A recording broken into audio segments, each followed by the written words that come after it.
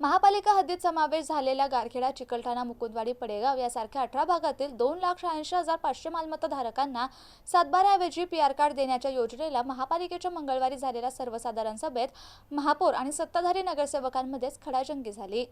या योजनेला सभागृहानं मंजुरी दिली असून भूमी अभिलेख विभागाकडून ही योजना राबवली जाणार आहे। त्यासाठी सुमारे 6 कोटी रुपयांचा खर्च अपेक्षित असून त्याला जिल्हा नियोजन आणि विकास समितीमार्फत उपलब्ध करून देण्यासाठी शासनाकडे प्रस्ताव पाठवण्यात येणार आहे।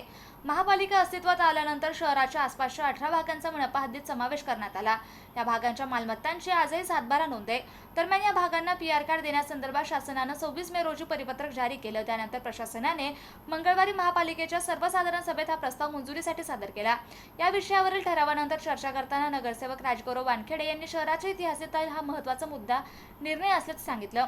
तसंच वाढीव हद्दीतील 18 गावांमधील अनेक मालमत्ता गुंठेवारीत असल्याने पीआर कार्ड देण्यापूर्वी आवश्यक नोंदी आणि पडताळणी काटेकोरपणे व्हावी अशी अपेक्षा त्यांनी व्यक्त केली। भूमी अभिलेख विभागाच्या पूर्वीच्या कामकाजाचा उल्लेख करत अशा प्रकारच्या त्रुटी या प्रक्रियेत होणार नाहीत याची खबरदारी घेण्याची मागणीही वानखेडे यांनी यावेळी केली।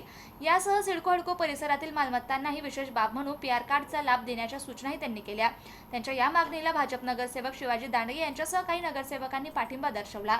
यावरून सत्ताधारी नगरसेवक आणि महापौर समीर राजूरकर यांच्यात चांगलीच खडाजंगी झाली। यावेळी महापौरांनी वाढीव हद्दीतील 18 गावातील मालमत्ता धारकांना या योजनांचा लाभ मिळणार असल्याचं स्पष्ट केलं।